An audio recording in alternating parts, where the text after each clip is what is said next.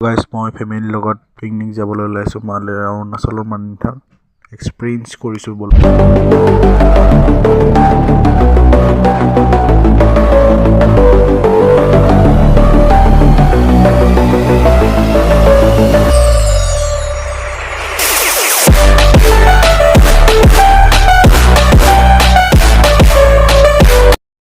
Finally মালিথান পাই গ'লোহি আৰু ওপৰত পাহাৰ আছে। পাহাৰ গৈ পিনি মন্দিৰ আছে, মন্দিৰত সেৱা কৰি আৰু মা দেউতাহঁতে সেৱা কৰি আছে। মই ঘণ্টি এটা বজাই পিনি অৰুণাচল মালিথানৰ সৌন্দৰ্য পৰিৱেশ চাই লৈ ভাল লগা সৌন্দৰ্য পাই গ'লোহি। লিকাবালিত পিকনিক খাবলৈ আহিছিলোঁ।